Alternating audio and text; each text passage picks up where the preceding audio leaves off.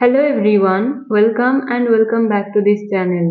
I hope you all are doing well and practicing English every single day. তো friends, আজকের ভিডিওতে আমি আপনাদের সাথে শেয়ার করব তিন ধরনের অ্যাডভান্সড ইংলিশ সেন্টেন্স স্ট্রাকচার, যেগুলো আপনাদের ডেইলি লাইফে ইংলিশে কথা বলার জন্য অনেক ইউজফুল হবে। So watch the video till the end. Now let's get started. তো অনেক সময় আমরা আমাদের ডেইলি লাইফে এরকম ধরনের বাক্যগুলো ব্যবহার করে থাকি, যেমন যথেষ্ট হয়েছে, তর্ক করা বন্ধ করো। যথেষ্ট হয়েছে, এখন আমাদের বিশ্রাম নেওয়া উচিত। যথেষ্ট হয়েছে, নিজেকে দোষ দেওয়া বন্ধ করো। এছাড়া যথেষ্ট হয়েছে, এখন এই ঝগড়া শেষ করো। তো এরকম ধরনের কথাগুলো আমরা আমাদের ডেইলি লাইফে ব্যবহার করেই থাকি, রাইট?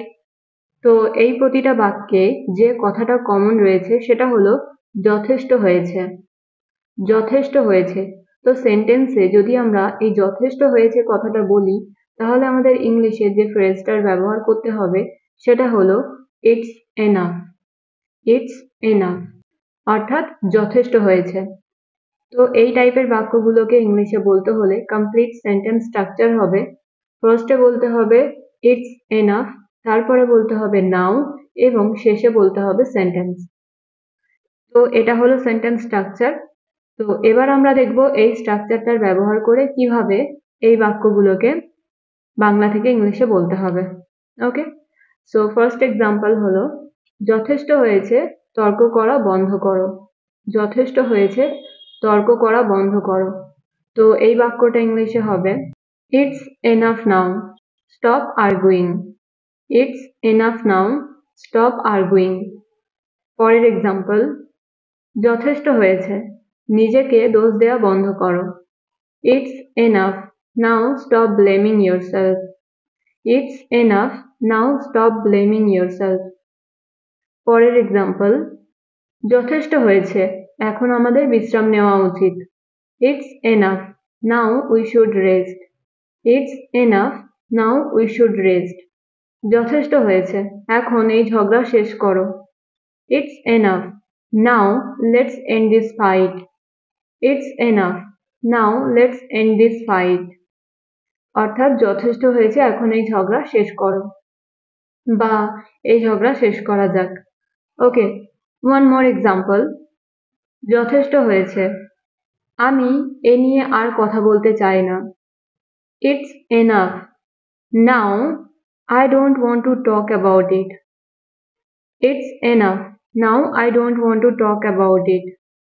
অর্থাৎ যথেষ্ট হয়েছে, এখন আর আমি এই বিষয়ে কথা বলতে চাই না। তো ফ্রেন্ডস, এই স্ট্রাকচারটা দিয়ে আমি আপনাদের প্রায় 5টা এক্সাম্পল দেখালাম। তো আশা করছি আপনারা বুঝতে পারলেন খুব ভালোভাবে এই স্ট্রাকচারটার ব্যবহার, রাইট? তো এবার এই স্ট্রাকচারটার ব্যবহার করে একটা বাক্যের ইংরেজি আপনাদের বলতে হবে। তো বাক্যটা হলো যথেষ্ট হয়েছে, আমি আর পারছি না। যথেষ্ট হয়েছে, আমি আর পারছি না। তো এই বাক্যটা আপনারা ইংলিশে কিভাবে বলবেন সেটা কমেন্টে লিখে জানান। ওকে, তো এটা ছিল প্রথম সেন্টেন্স স্ট্রাকচার। এবার আমরা দেখব পরের সেন্টেন্স স্ট্রাকচার, অর্থাৎ 2 নম্বর সেন্টেন্স স্ট্রাকচার। তো ফ্রেন্ডস, কখনো কখনো এরকম ধরনের বাক্যগুলোও আমরা ব্যবহার করে থাকি, যেমন আমি আর সেখানে থাকি না। সে আর আমার সাথে কথা বলে না। তারা আর এখানে ফুটবল খেলে না। সে আর এখানে কাজ করে না। তো এরকম ধরনের কথাগুলোও আমরা আমাদের ডেইলি লাইফে ব্যবহার করে থাকি, রাইট? তো এই প্রতিটা বাক্যে যে কথাটা কমন রয়েছে সেটা হলো কেউ কোনো কাজ এখন আর করে না। অর্থাৎ আগে কেউ কিছু করতো, সেটা এখন আর করে না। তো যখন এরকম আমরা সেন্টেন্সে বোঝাবো, তখন আমাদের ইংলিশে যে ফ্রেজটার ব্যবহার করতে হবে সেটা হলো নো লঙ্গার। নো লঙ্গার অর্থাৎ এখন আর না। বোঝাতে পারলাম? তো এই ধরনের বাক্যগুলোকে ইংলিশে বলতে হলে কমপ্লিট সেন্টেন্স স্ট্রাকচার হবে subject plus no longer plus ভার্বের ফার্স্ট ফর্ম অর্থাৎ ভার্বের বেস ফর্ম, এবং শেষে হচ্ছে আদার ওয়ার্ডস। তো এটা হলো সেন্টেন্স স্ট্রাকচার। এবার তাহলে দেখা যাক যে এই স্ট্রাকচারটার ব্যবহার করে কিভাবে এই বাক্যগুলোকে ইংলিশে বলতে হবে। তো তো যেমন প্রথম বাক্যটা রয়েছে, আমি আর সেখানে থাকি না। I no longer live there. I no longer live there. ওকে, অর্থাৎ আমি আর সেখানে থাকি না বা আমি আর সেখানে বাস করি না। পরের এক্সাম্পল, তারা আর এখানে ফুটবল খেলে না। They no longer play football here. They no longer play football here. অর্থাৎ তারা এখানে আর ফুটবল খেলে না। পরের এক্সাম্পল, সে আর আমার সাথে কথা বলে না। She no longer talks to me. She no longer talks to me. ওকে, পরের এক্সাম্পল, সে আর এখানে কাজ করে না। He no longer works here. He no longer works here. অর্থাৎ সে আর এখানে কাজ করে না। নেক্সট এক্সাম্পল, আমরা আর সেই গুজবগুলো বিশ্বাস করি না। আমরা আর সেই গুজবগুলো বিশ্বাস করি না। We no longer believe those rumors. We no longer believe those rumors. ওকে, তো ফ্রেন্ডস, আশা করছি আপনারা বুঝতে পারলেন যে এই বাক্যগুলোকে ইংলিশে আপনারা কিভাবে বলবেন, রাইট? এটা ছিল খুবই ইজি একটা সেন্টেন্স স্ট্রাকচার। তো এবার একটা বাক্য আপনাদের ইংলিশে বলতে হবে। তো বাক্যটা হলো, তুমি আর আমার খেয়াল রাখো না। তুমি আর আমার খেয়াল রাখো না। তো এই বাক্যটা আপনারা ইংলিশে কিভাবে বলবেন সেটা ঝটপট কমেন্টে লিখে জানান। ওকে, তো এই বাক্যটা ছিল আপনাদের প্র্যাকটিসের জন্য। তো এটা ছিল 2 নম্বর সেন্টেন্স স্ট্রাকচার। এবার আমরা দেখব পরের সেন্টেন্স স্ট্রাকচার। তো ফ্রেন্ডস, অনেক সময় আবার আমরা এরকম ধরনের কথাগুলো ব্যবহার করে থাকি, বলতে গেলে অনেক বেশি ব্যবহার করে থাকি এই টাইপের বাক্যগুলো। যেমন, প্রয়োজনের থেকে বেশি খরচ করো না। প্রয়োজনের থেকে বেশি কথা বলো না। প্রয়োজনের থেকে বেশি ভেবো না।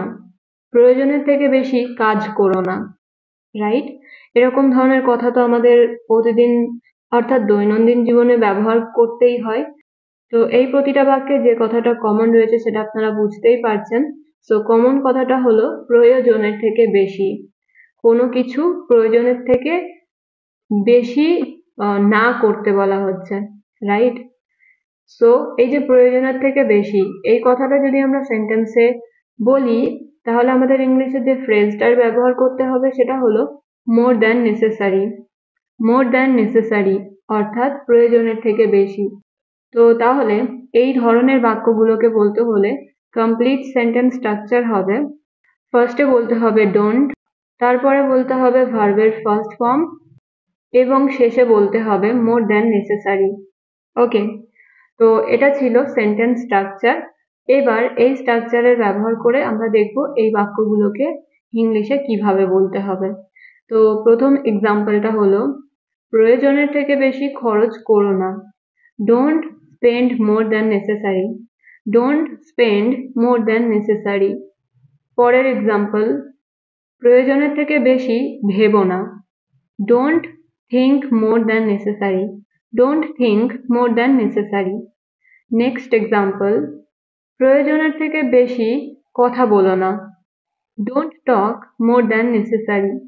Don't talk more than necessary. Next example, প্রয়োজনের থেকে বেশি কাজ করো না। Don't work more than necessary. Don't work more than necessary. এবার আরো একটা এক্সাম্পল দেখুন, প্রয়োজনের থেকে বেশি চিন্তা করো না। প্রয়োজনের থেকে বেশি চিন্তা করো না। তাহলে এই বাক্যটা ইংলিশে হবে don't worry more than necessary. Don't worry more than necessary. Okay, তো ফ্রেন্ডস, আশা করছি আপনারা এই স্ট্রাকচারটার ব্যবহারও খুব ভালোভাবে বুঝতে পারলেন। তো এবার এই স্ট্রাকচারটা দিয়েও আপনাদের একটা বাক্যের ইংরেজি কমেন্টে লিখে জানাতে হবে। তো বাক্যটা হলো, প্রয়োজনের থেকে বেশি ব্যাখ্যা করো না। প্রয়োজনের থেকে বেশি ব্যাখ্যা করো না। তো এই বাক্যটা আপনারা ইংলিশে কিভাবে বলবেন সেটা এখনই কমেন্টে লিখে জানান। তো এই প্রতিটা স্ট্রাকচারের শেষে একটা করে বাক্য আপনাদের প্র্যাকটিসের জন্য দেওয়ার একটাই কারণ, সেটা হলো যাতে ভিডিও দেখার সাথে সাথে আপনাদের একবার করে প্র্যাকটিসও হয়ে যায়, রাইট? তো আপনারা চেষ্টা করবেন যে এই প্রতিটা প্র্যাকটিসের জন্য যে সেন্টেন্সগুলো দিলাম সেগুলো অবশ্যই কমেন্টে লিখে জানাবেন, কারণ আমি দেখেছি আপনারা অনেকেই ভিডিও দেখেন, লাইক করেন, কিন্তু যেগুলো আমি প্র্যাকটিসের জন্য আপনাদের সেন্টেন্স দিয়ে থাকি সেইগুলো আপনারা খুব কম জনই কমেন্টে লিখে জানান। তো এরকম করলে কিন্তু চলবে না। ভুল হোক ঠিক হোক, ইট ডাজন্ট ম্যাটার। ওকে, আপনি যে বলার চেষ্টা করছেন সেটাই অনেক। সো আপনারা সবাই এই বাক্যগুলোর অ্যান্সার কমেন্টে লিখে জানানোর চেষ্টা করবেন। Okay, so yeah, that's all for today. So yeah, এই ছিল আজকের ভিডিও। আর যদি আপনারা আমার হোয়াটসঅ্যাপ চ্যানেলে অ্যাড হতে চান, তাহলে এই চ্যানেলের ডেসক্রিপশনে হোয়াটসঅ্যাপ চ্যানেলের লিঙ্ক অলরেডি দেওয়া আছে, সেখান থেকে আপনারা জয়েন হতে পারেন। So thank you so much for being here. আর হ্যাঁ, যদি ভিডিওটা আপনাদের ভালো লেগে থাকে তাহলে অবশ্যই ভিডিওটা লাইক করবেন এবং শেয়ার করবেন, কারণ আপনাদের একটা লাইক এবং একটা শেয়ার আমাকে বেশি মোটিভেট করে এই ধরনের ভিডিও বানানোর জন্য। So don't forget to like and share this video. So yeah, thank you so much for being here. See you in the next one. Stay happy and keep learning.